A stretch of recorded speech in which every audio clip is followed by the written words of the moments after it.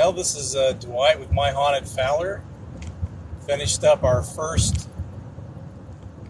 my first ever Bigfoot hunt. We were in southern Indiana. Indiana is not a place a lot of people think of for Bigfoot. What we saw in southern Indiana was a lot of habitat, a lot of forest. It was more wooded than I would expect it. I mean, it was pretty remote. And so if there's going to be any Bigfoot living in Indiana, it's going to be in that area.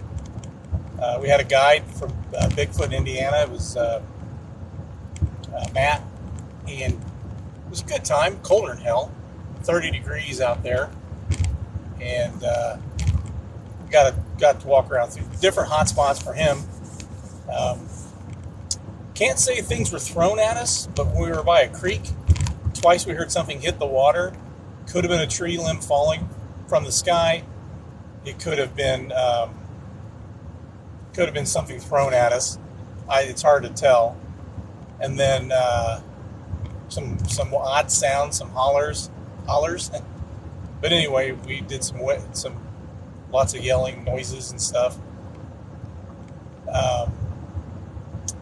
Hit a couple spots. Being ghost hunters, I was there as part of 765 Paranormal as well.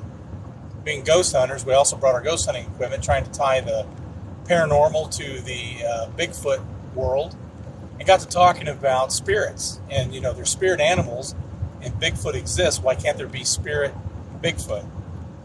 Even if there isn't a physical Bigfoot that's still alive today, could their spirits inhabit those woods?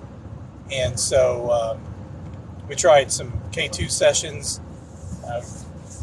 We did some EVP sessions, tried a flashlight session, didn't have much luck with that.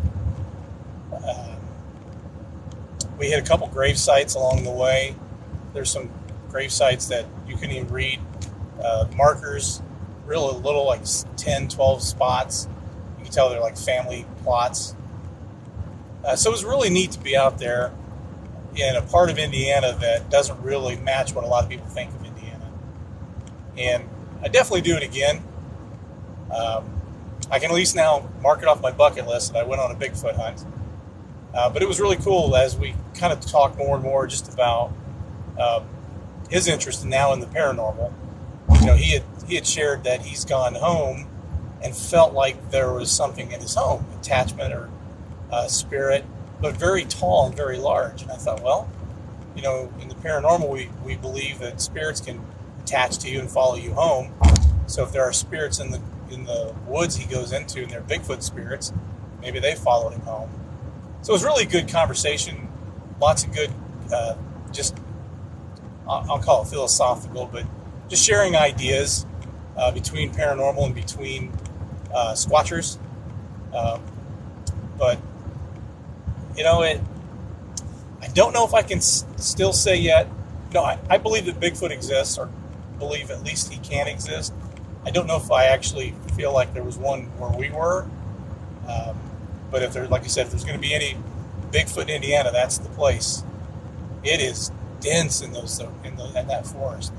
It was the Morgan Monroe National Forest or State Forest, and then Yellowwood Forest, and they're all connected. They just got different names, and it was really cool. I'd do it again. I would definitely go Bigfooting again. Try a different location.